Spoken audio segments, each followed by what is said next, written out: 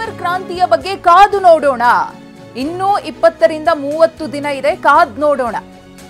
ಬೆಂಗಳೂರಿನಲ್ಲಿ ನವೆಂಬರ್ ಕ್ರಾಂತಿಯ ಕುರಿತು ಸಚಿವ ಸತೀಶ್ ಜಾರಕಿಹೊಳಿ ಅವರ ಹೇಳಿಕೆ. ಏಕನಾಥ್ ಶಿಂಧೆ ಒಬ್ರೇ ಪವರ್ ಒಬ್ರೇ, ಇನ್ನೊಬ್ಬ ಶಿಂಧೆ ಪವರ್ ಹುಟ್ಟಿಕೊಳ್ಳಲು ಆಗಲ್ಲ ಅಂತ ಹೇಳಿ ನವೆಂಬರ್ ಕ್ರಾಂತಿಯ ಕುರಿತು ಸತೀಶ್ ಜಾರಕಿಹೊಳಿ ಅವರು ಪ್ರತಿಕ್ರಿಯೆಯನ್ನ ಕೊಟ್ಟಿದ್ದಾರೆ. ರಾಜಣ್ಣ ಪದೇ ಪದೇ ಹೇಳ್ತಾರೆ ಸರ್, ಬಿಹಾರ ಚುನಾವಣೆ ಆದ್ಮೇಲೆ ರಾಜಕೀಯ ಸ್ಥಿತ್ಯಂತರ ಆಗುತ್ತೆ ಅಂತ. ಕಾದು ನೋಡೋದ್ರಿಂದ ಬಂತಲ್ಲ, ಇನ್ನೊಂದು ತಿಂಗಳು 15 ದಿವಸ 20 ದಿವಸ ಇದೆ. ಕಾರಣ ಅಂತ ಬಂದು ಯಾಕೆ 20 ಡೇಸ್ ಈ ತಿಂಗಳು ಭಾಳ ಎಂಡು. ಬಟ್ ಏಕನಾಥ್ ಶಿಂಧೆ ಅಜಿತ್ ಪವಾರ್ ಯಾರು ಉಟ್ಕೊಳಲ್ಲ. ಇಲ್ಲ ಅದೆಲ್ಲ ಇಲ್ಲ. ಏಕನಾಥ್ ಶಿಂಧೆ ಒಬ್ಬರೇ ಪವರ್, ಒಬ್ಬರೇ ಇಬ್ಬರು ಆಗ್ಲಿಕ್ಕೆ ಆಗೋಲ್ಲ, ಒಬ್ಬರೇ ಆಗ್ತಾರೆ. ಮತ್ತೊಬ್ಬರು ಎಲ್ಲಿ ಎರಡು ಹೇಳ್ತಾರೆ ಅವ್ರು ಒಬ್ಬರೇ ಇದ್ದಾರೆ, ಅವರು ಆ ರೀತಿ ಆಗೋಲ್ಲ. ಕಾಂಗ್ರೆಸ್ ಪಕ್ಷದಲ್ಲಿ ಎಲ್ಲ ಇದ್ದಾರೆ, ಕಾಂಗ್ರೆಸ್ ಪಕ್ಷದಲ್ಲಿ ಎಲ್ಲರೂ ಇಲ್ಲೇ ಇರ್ತಾರೆ, ಎಲ್ಲಿ ಹೋಗಲ್ಲ. ರಾಜಣ್ಣ ಪದೇ ಪದೇ ಹೇಳ್ತಾರೆ ಸರ್, ಬಿಹಾರ ಚುನಾವಣೆ ಆದ್ಮೇಲೆ ರಾಜಕೀಯ ಸ್ಥಿತ್ಯಂತರ ಆಗುತ್ತೆ ಅಂತ. ಕಾದು ನೋಡೋದ್ರಿಂದ ಬಂತಲ್ಲ, ಇನ್ನೊಂದು ತಿಂಗಳು 15 ದಿವಸ 20 ದಿವಸ ಇದೆ. ಕಾರಣ ಅಂತ ಬಂದು ಯಾಕೆ 20 ಡೇಸ್ ಈ ತಿಂಗಳು ಭಾಳ ಎಂಡು. ಬಟ್ ಏಕನಾಥ್ ಶಿಂಧೆ ಅಜಿತ್ ಪವಾರ್ ಯಾರು ಉಟ್ಕೊಳಲ್ಲ. ಇಲ್ಲ ಅದೆಲ್ಲ ಇಲ್ಲ. ಏಕನಾಥ್ ಶಿಂಧೆ ಒಬ್ಬರೇ ಪವರ್, ಒಬ್ಬರೇ ಇಬ್ಬರು ಆಗ್ಲಿಕ್ಕೆ ಆಗೋಲ್ಲ, ಒಬ್ಬರೇ ಆಗ್ತಾರೆ. ಮತ್ತೊಬ್ಬರು ಎಲ್ಲಿ ಎರಡು ಹೇಳ್ತಾರೆ ಅವ್ರು ಒಬ್ಬರೇ ಇದ್ದಾರೆ, ಅವರು ಆ ರೀತಿ ಆಗೋಲ್ಲ. ಕಾಂಗ್ರೆಸ್ ಪಕ್ಷದಲ್ಲಿ ಎಲ್ಲ ಇದ್ದಾರೆ, ಕಾಂಗ್ರೆಸ್ ಪಕ್ಷದಲ್ಲಿ ಎಲ್ಲರೂ ಇಲ್ಲೇ. ಕೆಎಚ್ ಮುನಿಯಪ್ಪ ಸಿಎಂ ಆದ್ರೆ ಸ್ವಾಗತ ಮಾಡ್ತೀನಿ. ನವೆಂಬರ್ ಕ್ರಾಂತಿ, ಅಧಿಕಾರ ಹಂಚಿಕೆ ಸೇರಿದಂತೆ ಒಂದಷ್ಟು ವಿಚಾರಗಳ ಬಗ್ಗೆ ರಾಜ್ಯ ರಾಜಕಾರಣದಲ್ಲಿ ಚರ್ಚೆ ಆಗ್ತಾ ಇದೆ. ಇದ್ರ ಬೆನ್ನಲ್ಲೇ ಮುನಿಯಪ್ಪ ಅವರು ಸಿಎಂ ಆದ್ರೆ ಸ್ವಾಗತ ಮಾಡ್ತೀನಿ, ಅವರು ಸಿಎಂ ಆದ್ರೆ ನನಗೆ ಸಂತೋಷ ಅಂತ ಗೃಹ ಸಚಿವ ಡಾಕ್ಟರ್ ಜಿ ಪರಮೇಶ್ವರ್ ಅವರು ಹೇಳಿಕೆಯನ್ನು ಕೊಟ್ಟಿದ್ದಾರೆ. ತುಳಿತಕ್ಕೊಳಗಾಗಿರುವ ವರ್ಗಕ್ಕೆ ಆಡಳಿತ ಬೇಕಿದೆ, ಆ ವರ್ಗಕ್ಕೆ ಆಡಳಿತ ಸಿಗುತ್ತೆ ಅಂದ್ರೆ ಸಹಜವಾಗಿ ಸಂತೋಷ ಆಗೇ ಆಗುತ್ತೆ. ಆದ್ರೆ ಎಲ್ಲವನ್ನೂ ಕೂಡ ನಿರ್ಧಾರ ಮಾಡುವುದು ಹೈಕಮಾಂಡ್ ಎಂದಿದ್ದಾರೆ ಡಾಕ್ಟರ್ ಜಿ ಪರಮೇಶ್ವರ್. ಬೆಂಗಳೂರಿನಲ್ಲಿ ಮಾತನಾಡ್ತಾ ಕೆಎಚ್ ಮುನಿಯಪ್ಪ ಅವರು ಸಿಎಂ ಆದ್ರೆ ಸ್ವಾಗತ ಎಂದಿದ್ದಾರೆ.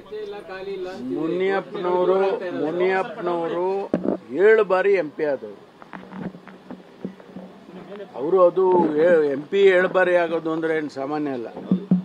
ಅವರು ಹಿರಿಯರಿದ್ದಾರೆ. ಮತ್ತು ಅವರು ಕೇಂದ್ರದಲ್ಲಿ ಸಚಿವರಾಗಿದ್ದವರು. ಕೇಂದ್ರದಲ್ಲಿ ಸಚಿವರಾಗಿ ಬಂದು ರಾಜ್ಯದಲ್ಲಿ ಸಚಿವರಾಗಿದ್ದಾರೆ. ಸಮರ್ಥರಿದ್ದಾರೆ, ಅರ್ಹತೆ ಇದೆ. ಅದರಲ್ಲಿ ಏನು ತಪ್ಪಿದೆ? ಮುನಿಯಪ್ಪನವರು ಮುಖ್ಯಮಂತ್ರಿ ಆದರೆ ನಾನು ಸಂತೋಷ ಪಡೋನು. ಯಾಕೆಂದರೆ ನಾವೆಲ್ಲ ಒಂದು ವರ್ಗಕ್ಕೆ ಸೇರಿದ್ದೇವೆ, ಆದರೆ ಆ ವರ್ಗಕ್ಕೆ ಅವಕಾಶ ಸಿಗ್ತಲ್ಲ ಅನ್ನುವಂಥದ್ದು ಸಂತೋಷ ಆಗುತ್ತೆ. ಯಾವ ವರ್ಗ ತುಳಿತಕ್ಕೆ ಒಳಗಾಗಿತ್ತು ಆ ವರ್ಗಕ್ಕೆ ಆಡಳಿತ ವರ್ಗ ಆಗುತ್ತೆ ಅದು ಅಂತಂದರೆ ಸಂತೋಷ ಪಡೋಕ್ಕಾಗಲ್ವ ನಾವು?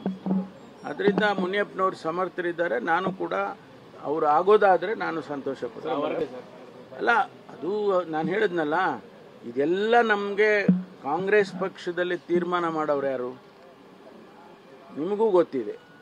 ಯಾರೋ ನಾವು ಇಲ್ಲಿ ಕೂತ್ಕೊಂಡು ಕರ್ನಾಟಕದಲ್ಲಿ 4 ಜನ ಹೇಳಿದರೆ ಆಗೋದಿಲ್ಲ. ಹೈಕಮಾಂಡ್ನವರು ವಿಶ್ಲೇಷಣೆ ಮಾಡ್ತಾರೆ. ಈಗ ಬಿಹಾರದ ಎಲೆಕ್ಷನ್ ನಡೀತಾ ಇದೆ. ಎಲೆಕ್ಷನ್ ಆದಮೇಲೆ ಬಹುಶಃ ಇದಕ್ಕೇನಾದರೂ ಅಂಥ ಅವಶ್ಯಕತೆ ಇದ್ದರೆ ಅವರೇ ಮಾಡ್ತಾರೆ. ಇನ್ನು ಕಾಂಗ್ರೆಸ್ನಲ್ಲಿ ದಲಿತ ಮುಖ್ಯಮಂತ್ರಿ ಆಯ್ಕೆಯ ಬಗ್ಗೆ ಚರ್ಚೆ. ದಲಿತ ಸಿಎಂ ಬಗ್ಗೆ ಸತೀಶ್ ಜಾರಕಿಹೊಳಿ ಅವರು ಪ್ರತಿಕ್ರಿಯೆ ಕೊಟ್ಟಿದ್ದಾರೆ. ಅವಕಾಶ ಬರುವವರಿಗೆ ಕಾಯಬೇಕು, ಈಗಂತೂ ಅವಕಾಶ ಇಲ್ಲ, ಆ ಸಮಯಕ್ಕಾಗಿ ಕಾಯಬೇಕಿದೆ ಅಷ್ಟೇ. ಅವಕಾಶ ಸೃಷ್ಟಿಯಾಗಬೇಕು, ಅಲ್ಲಿಯ ತನಕ ನಾವು ಕಾಯಬೇಕಿದೆ ಅಂತ ಸತೀಶ್ ಜಾರಕಿಹೊಳಿ ಮಾತನಾಡಿದ್ದಾರೆ. ರಾಜ್ಯದಲ್ಲಿ ದಲಿತ ಸಿಎಂ ಒಂದು ಅವಕಾಶ ಸಿಗಬೇಕು ಅನ್ನುವಂಥ ಕೂಗುಗಳು ವ್ಯಕ್ತ ಆಗ್ತಿದೆ. ಖುದ್ದು ಪರಮೇಶ್ವರ್ ಕೂಡ ಅವ್ರು ಮಾತಾಡಿದ್ದಾರೆ. ಮುನಿಯಪ್ಪರಾದರೂ ಸಂತೋಷ ಅನ್ನುವಂಥ ಮಾತಾಡಿದ್ದಾರೆ. ಸುಮಾರು ಸಾರಿ ಹೇಳಿದಾಗ ಅವಕಾಶ ಸಿಕ್ಕರೆ ಒಳ್ಳೇದಂತ ನಾವು ಹೇಳಿದ್ದೀವಿ, ಇಂದೆಲ್ಲರೂ ಹೇಳಿದ್ದಾರೆ. ಸೊ ಅಂತಿಮವಾಗಿ ಯಾರು ಮಾಡಬೇಕು, ಯಾವ ಸಮುದಾಯ ಮಾಡಬೇಕು, ಯಾರು ಮಾಡಿದ್ರೆ ಕಾಂಗ್ರೆಸ್ಗೆ ಒಳ್ಳೇದು ಅನ್ನೋದು ತೀರ್ಮಾನ ಮಾಡೋದು ವರಿಷ್ಠರು ಮಾತ್ರ. ರಾಜ್ಯದಲ್ಲಿ ದಲಿತ ಸಿಎಂ ಒಂದು ಅವಕಾಶ ಸಿಗಬೇಕು ಅನ್ನುವಂಥ ಕೂಗುಗಳು ವ್ಯಕ್ತ ಆಗ್ತಿದೆ. ಖುದ್ದು ಪರಮೇಶ್ವರ್ ಕೂಡ ಅವ್ರು ಮಾತಾಡಿದ್ದಾರೆ. ಮುನಿಯಪ್ಪರಾದರೂ ಸಂತೋಷ ಅನ್ನುವಂಥ ಮಾತಾಡಿದ್ದಾರೆ. ಸುಮಾರು ಸಾರಿ ಹೇಳಿದಾಗ ಅವಕಾಶ ಸಿಕ್ಕರೆ ಒಳ್ಳೇದಂತ ನಾವು ಹೇಳಿದ್ದೀವಿ, ಇಂದೆಲ್ಲರೂ ಹೇಳಿದ್ದಾರೆ. ಸೊ ಅಂತಿಮವಾಗಿ ಯಾರು ಮಾಡಬೇಕು, ಯಾವ ಸಮುದಾಯ ಮಾಡಬೇಕು, ಯಾರು ಮಾಡಿದ್ರೆ ಕಾಂಗ್ರೆಸ್ಗೆ ಒಳ್ಳೇದು ಅನ್ನೋದು ತೀರ್ಮಾನ ಮಾಡೋದು ವರಿಷ್ಠರು ಮಾತ್ರ. ಅಹಿಂದ ನಾಯಕರಲ್ಲಿ ಉತ್ತರಾಧಿಕಾರಿ ಸಂಚಲನ ಇದೀಗ ಶುರುವಾಗಿದೆ. ಅಹಿಂದ ಸಚಿವರು ಒಗ್ಗಟ್ಟು ಪ್ರದರ್ಶನ ಮಾಡುವುದಕ್ಕೆ ಮುಂದಾಗಿದ್ದಾರೆ.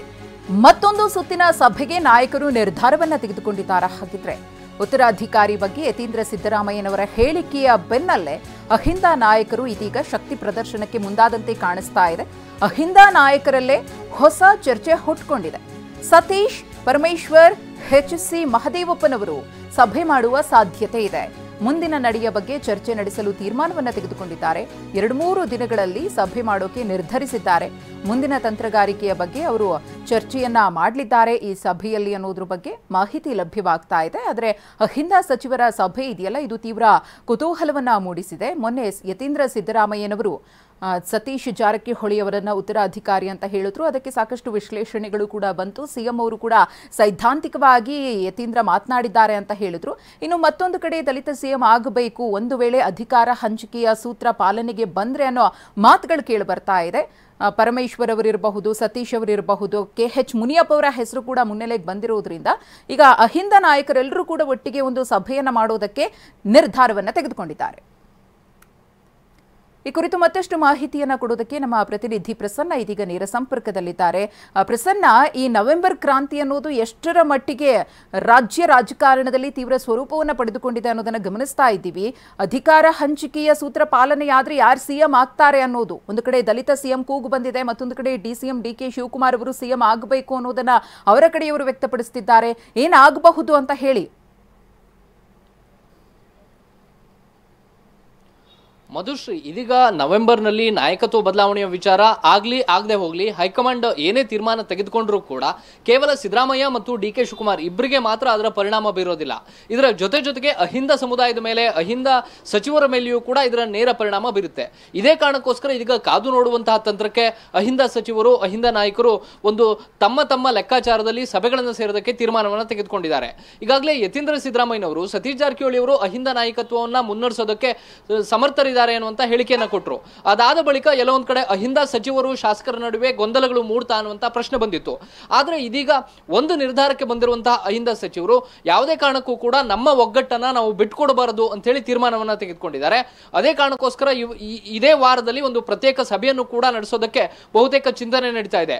ಸತೀಶ್ ಜಾರಕಿಹೊಳಿ, H.C. ಮಹದೇವಪ್ಪ ಮತ್ತು ಪರಮೇಶ್ವರ್ ಅವರು ಕೂತು ಪ್ರತ್ಯೇಕವಾದಂತಹ ಮಾತುಕತೆಯನ್ನ ನಡೆಸಿ ಯಾವುದೇ ರೀತಿಯ ಸಂದರ್ಭ ಬಂದರೂ ಕೂಡ ಅಹಿಂದ ನಾಯಕರ ನಿಲುವು ಏನಾಗಿರಬೇಕು ಅನ್ನೋ ಬಗ್ಗೆ ಒಂದು ಅಂತಿಮ ತೀರ್ಮಾನಕ್ಕೆ ಬರಬೇಕು ಅಂತ ಹೇಳಿ ಚರ್ಚೆಯನ್ನ ನಡೆಸ್ತಾ ಇದ್ದಾರೆ. ಅಂದ್ರೆ ಅಕಸ್ಮಾತ್ ಹೈಕಮಾಂಡ್ ಮುಖ್ಯಮಂತ್ರಿ ಬದಲಾವಣೆ ಇದೆ ಅಂತ ಹೇಳಿದ್ರೆ ಏನ್ ನಿರ್ಧಾರವನ್ನ ತೆಗೆದುಕೊಳ್ಬೇಕು, ನಮ್ಮ ತಂತ್ರಗಾರಿಕೆ ಏನಾಗಿರ್ಬೇಕು, ಅಥವಾ ಮುಖ್ಯಮಂತ್ರಿಯಾಗಿ DK ಶಿವಕುಮಾರ್ ಅವ್ರನ್ನ ಆಯ್ಕೆ ಮಾಡ್ತೀವಿ ಅಂತ ಹೈಕಮಾಂಡ್ ಹೇಳಿದ್ರೆ ನಮ್ಮ ತಂತ್ರಗಾರಿಕೆ ಏನಾಗಿರ್ಬೇಕು ಅನ್ನೋ ಬಗ್ಗೆಯೂ ಕೂಡ ಸುದೀರ್ಘವಾದಂತಹ ಮಾತುಕತೆಯಲ್ಲಿ ಈ ನಾಯಕರು ತೊಡಗಿದ್ದಾರೆ. ಜೊತೆಗೆ ನಮ್ಮಲ್ಲೇ ಓಕೆ, ಧನ್ಯವಾದ ಪ್ರಸನ್ನ ತಮ್ಮ ಮಾಹಿತಿಗಾಗಿ.